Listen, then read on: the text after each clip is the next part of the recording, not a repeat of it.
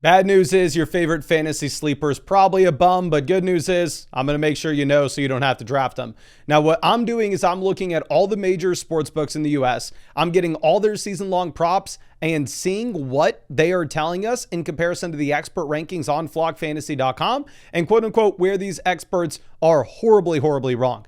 Now, one thing that you're going to see if you access this sheet on the site is you're going to see that all the rookie wide receivers have super low projections. Tet McMillan is over under 800 receiving yards. Travis Hunter's over under 750 receiving yards. Yes, if you're looking at their fantasy points projection, if you're looking at their receiving touchdowns projection, it is way lower than the veterans that they are getting drafted alongside. Does this mean you should not draft the rookie wide receivers? No, no, no. And this is something you really need to understand when we're looking at these sportsbook projections. These projections are trying to nail the median outcome. They're not taking into account the top 1%. They're not taking into account the bottom 10%. They're not really taking into account the true ceiling of these players and the true floor of these players. So with the rookies, the projections are always going to be a little bit too low in comparison to where you should draft them in fantasy. Because if I look at Tet McMillan and see, sportsbooks have him projected for 110 fantasy points, not including receptions, and they have Courtland Sutton at 129. Should I just take Courtland Sutton? Maybe not, because we know that you can't really ever see Courtland Sutton turn into a top 10 wide receiver in fantasy. He's been in the league since 2018. It's never happened. Why the hell is it all of a sudden going to happen in 2025? But that is in the range of outcomes for Tet McMillan. Now, also, Tet McMillan could be a total 0. Courtland Sutton, based off the large sample that we have, is probably going to give you a baseline floor. So the veterans, their median projection is going to be a little bit higher just because we have the historical data for them.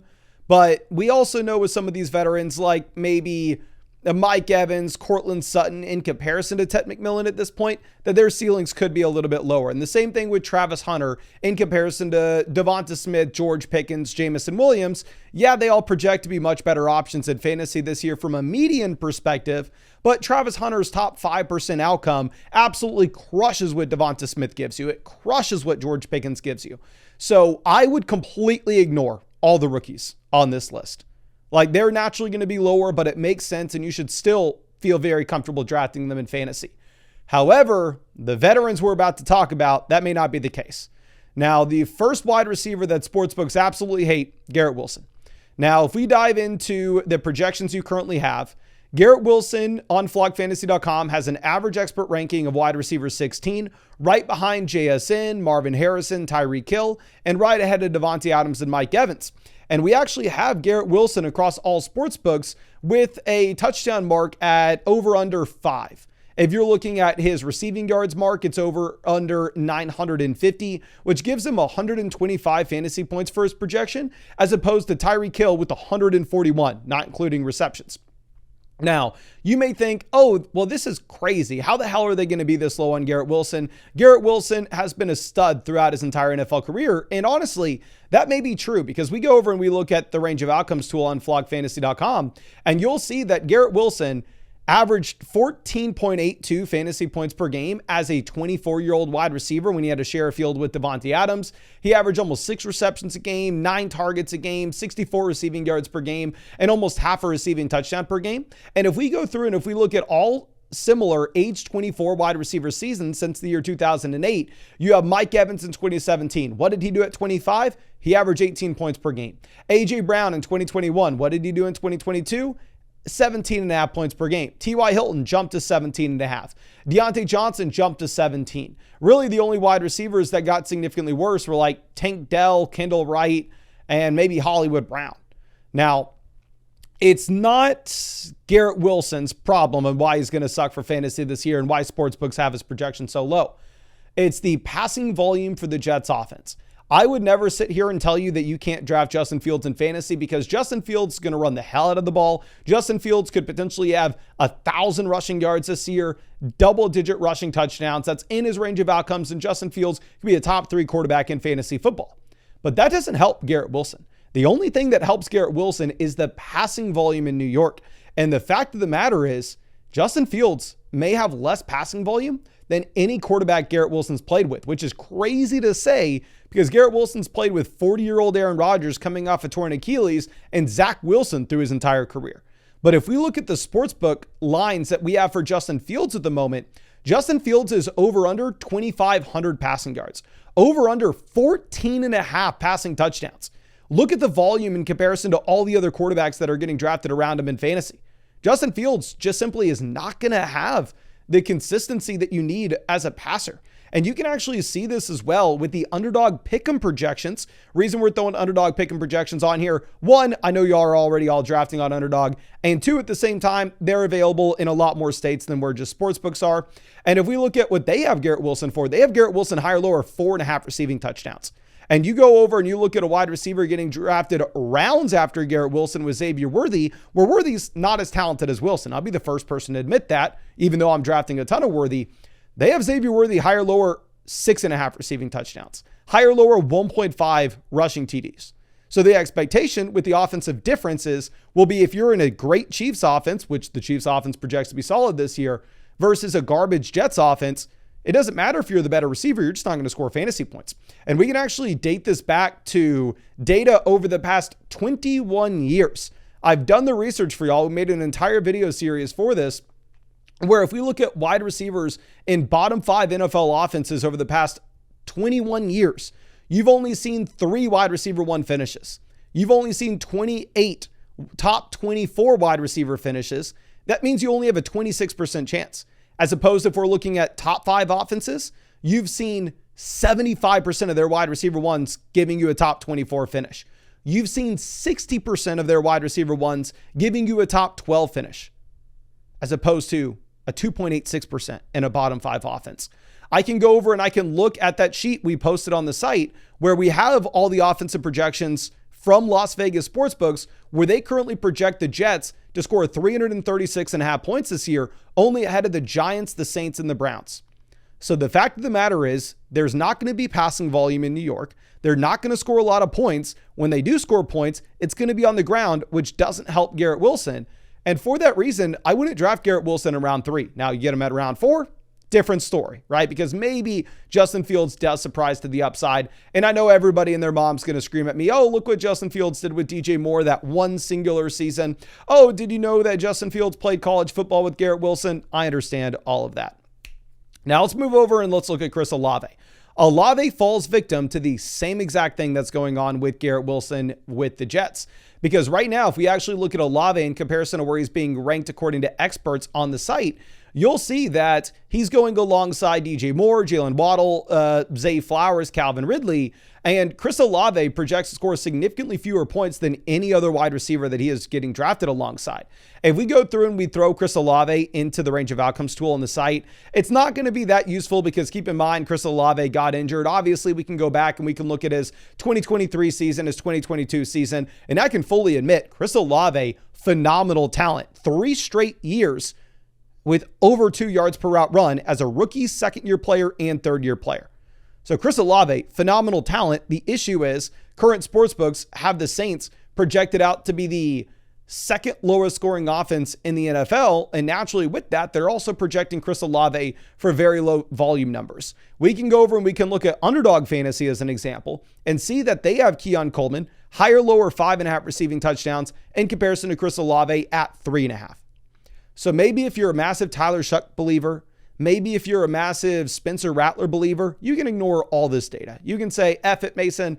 I understand that wide receivers in bottom 5 offenses never score fantasy points, but I'm going to go ahead and I'm going to take them anyway because I believe they're talented. And if the offense does surprise to the upside, then obviously maybe Chris Olave crushes. I always love that we get a comment or two going, oh, didn't you know that sportsbooks had the Vikings too low last year? Yeah, sportsbooks aren't correct 100% of the time. Nobody's correct 100% of the time, but we're trying to be as accurate as we possibly can. Now, let's move this over and looking at Josh Downs, this is a very funny example because you'll see that if we're using the expert average ranking on the site, Josh Downs projects much worse than the other wide receivers he's getting drafted alongside. However, if you look at your ESPN draft, if you're looking at your Yahoo draft, if you're looking at your sleeper draft and where Josh Downs goes there, honestly, the projections shouldn't be bad in comparison to those wide receivers. Now, obviously, I wouldn't just draft off the expert rankings on flockfantasy.com. It's not going to take into account your exact league settings. It's not going to take into account the exact platform that you're drafting on, which is why I made those 50 draft sheets to take into account everything for you. And with those draft sheets, I give you my ranking for that player in that format. I take the platform ADP that you're drafting on. We average it out halfway in the middle. We create a big board off of that. That way you're not having to reach on Josh Downs and you can get him at a value. Now, if you don't already have access to flockfantasy.com, where we have the trade calculator, trade finder, my team's page, range of outcomes tool, player comparison tool, my 50 draft sheets, the 4 different draft guides all the other creators posted. You can get access to literally everything until January 1st, including weekly updated rankings and rest of season updated rankings every single week for just $34. We just dropped a season pass. It's by far and away the cheapest thing we've ever done. And if you use promo code FLOCK, you're going to be getting me to answer your start sit questions and your trade questions during the live streams, which we'll be doing every single night during the season. And again, that's $34, just the one-time payment. You're not signing up for a subscription. But with Josh Downs, this just goes to show me the experts are too high on him on the site. Well, yes, really solid age 23 season. Going to 24, you are naturally expecting an uptick in production. That's at least historically what we've seen. Like Rashee Rice jumped up to 16.5 points per game his age 24 season. T.Y. Hilton jumped up to almost 14 points per game. I think the reason you're seeing sportsbooks just be so low on Josh Downs is, again, going back to the passing volume. I think that this is the same thing that you're seeing with Garrett Wilson. If Anthony Richardson's the starting quarterback for Indianapolis, naturally, you're not going to have a lot of passing volume. So just the way that the math works out, it doesn't really matter if Josh Downs is a phenomenal talent. There's just not enough production to go around. Now, Deebo Samuel is an interesting case.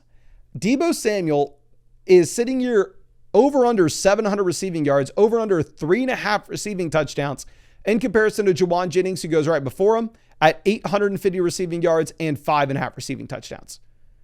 Now, I think that this projection may be completely off and you may be able to completely ignore it if you think that Deebo Samuel is going to get used as a rusher. I have no idea if that's going to be the case, though. Obviously, this is a creative coaching staff. Obviously, early in Deebo Samuel's career, we did get to see him a little bit as a running back sort of player. And if the Commanders were smart, if Deebo does have any juice, I would probably do the same thing with him this year. You look at the running back situation on this team, it doesn't seem like Austin Eckler has any athleticism left. I mean, it's not like Brian Robinson's a phenomenal receiving back. I know you have some rookie hype, but still, if Deebo Samuel gets some rushing attempts, maybe you can go ahead and ignore this. If we do look at the range of outcomes tool, it absolutely hates Deebo Samuel for this next year. There are only 2 wide receivers that moved the needle after an age 28 season that had a similar season to Deebo Samuel. That was John Brown from 2018 to 2019, and that was Lance Moore from 2011 to 2012. But a lot of it comes down to, do you think that it was all just the pneumonia and Deebo Samuel's fully healthy and he's going to be good to go? Now, I wanted to include some tight ends here. I posted all this sportsbook data over there on flockfantasy.com as well. You can see all the quarterback stuff, running back stuff, wide receiver stuff, and tight end stuff. And looking at the tight end page, I was surprised to see what they had with TJ Hawkinson. Because honestly, I was pretty damn excited about TJ Hawkinson at this point. Because you go ahead and you look, and he's 2 years removed from the torn ACL. You also have the suspension for Jordan Addison at the beginning of the season. And on top of that, you have Justin Jefferson dealing with the hamstring. We go ahead and we look at TJ Hawkinson this past year. He fell from 14.6 points per game, where he was the tight end 2 years ago in 2023, to 8.65 points per game, where he was the tight end 17. However, the efficiency didn't fall off at all. He was still incredibly efficient. He actually averaged 2.61 yards per route run, which was a career high. The issue was he only played 47% of the snaps. So they worked him in really slowly coming off a significant injury. You have him in a really good spot this next year if McCarthy is able to impress to the upside. Now, if you're looking at him in comparison to like Sam Laporta and Travis Kelce, the main thing that sportsbooks are telling us is while Hawkinson's maybe the more athletic tight end, we're going to get more yards, maybe some bigger plays. With the receiving touchdowns, for whatever reason, they're not projecting Hawkinson to really score many. I guess you can go through and you can look at his entire NFL career and say like, oh, okay, well, this is a tight end that the best year you've ever had is him scoring 6 receiving touchdowns. So maybe it's the fact that he's not a red zone threat, but maybe if you're in a full PPR format, you're a little more excited about Hawkinson. Or in a non-PPR league, if the touchdowns aren't going to be there, you should kind of avoid. Now, going over and looking at Evan Ingram, the reason Evan Ingram is such a bad pick is this is the dynamic of the draft board where you get teams in your league drafting 2 running backs, 2 wide receivers, a wide receiver for their flex, and then they're to the point in round 6 going like, oh, do I take a bench player or do I take a quarterback or a tight end? And what I've seen is in those ESPN drafts, in those Yahoo drafts, people are almost spazzing and they're just moving up Evan Ingram or Travis Kelce into the 6th round, which you should not be doing. If you want an elite tight end, just take Bowers in round 2, take McBride in round 3, take Kittle in round 4. If you can get one of those guys, that's perfect, but don't be taking Evan Ingram in round 6. But a big reason you shouldn't do that as well is we actually see that some of the other tight ends that go way later in your ESPN drafts, like Loveland and Tucker Kraft, project out to have better seasons than Evan Ingram. And what is crazy with these sportsbook projections is you look at Loveland projecting for almost 600 receiving yards in comparison to Evan Ingram at 575. And we go back to the beginning of this video. And you remember, oh, Ted McMillan's projected way lower than the other veteran wide receivers in his range. Oh, Travis Hunter's projected way lower than the other veteran wide receivers in his range. And why is that? It's because tight ends are going to start a little bit slower. They're just going off median projection. They're not going off the top end range of outcomes. So the fact that the median projection has Loveland ahead of Evan Ingram tells me that in my rankings, I need to make sure that I have Loveland ahead of Evan Ingram.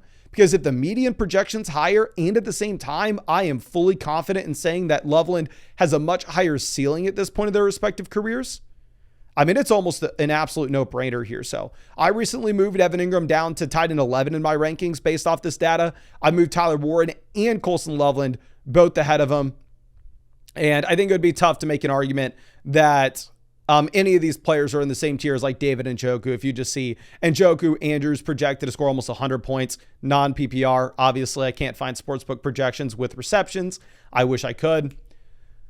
But I think that's all I got for you. Again, I have all this data posted over there on flogfantasy.com, plus all our draft sheets, plus all our rankings, plus all the tools, trade calculator, my team's page, prospects page, whole 9 yards. $34 season pass.